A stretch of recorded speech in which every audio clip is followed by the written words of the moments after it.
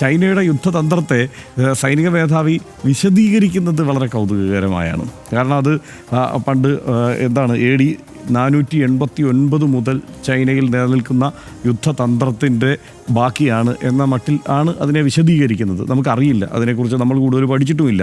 ചിലപ്പോൾ അങ്ങനെ ആയിരിക്കാം. പക്ഷേ ഇദ്ദേഹം പറഞ്ഞു കഴിഞ്ഞപ്പോൾ നമ്മൾ ഓടിപ്പോയി അതെന്താണെന്നൊക്കെ നോക്കിയല്ലോ. നോക്കുമ്പോൾ മനസ്സിലാവുന്നത് എന്താണെന്ന് വെച്ച് കഴിഞ്ഞാൽ ഈ ഒരു യുദ്ധമാർഗനിർദ്ദേശ ഗ്രന്ഥമാണത് ചൈനയുടെ. അത് ചൈനീസ് സംസ്കാരത്തിൻ്റെ ഭാഗം കൂടിയാണ്. ആ നിലയ്ക്ക് തന്നെയാണ് അത് നിലനിൽക്കുന്നത് എന്നുള്ളതാണ്. അവർ പല കാര്യങ്ങളുണ്ട്. അതിപ്പോൾ 36 ഭാഗമായിട്ടാണ് അതുള്ളത്. അത് 6 ഭാഗമായി പിന്നീട് വേറെ തിരിച്ചിട്ടുണ്ട്.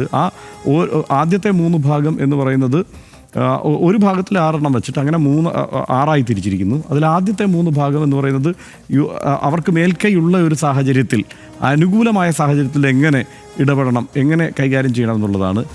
അടുത്ത 3 പ്രതികൂലമായ സാഹചര്യത്തെ എങ്ങനെ കൈകാര്യം ചെയ്യണം എന്നുള്ളതാണ്. അത് ഏതാണ്ട് സമ്പൂർണ്ണമായും തന്നെ ഇതെല്ലാം ഒരു വഞ്ചനയോ ചതിയോ ഒക്കെയാണ് അതിൻ്റെ ഒരു എന്താണ് അന്തർലീനമായി കിടക്കുന്ന സംഗതി എന്ന് പറയുന്നത്, ഈ യുദ്ധതന്ത്രം എന്ന് പറയുമ്പോൾ.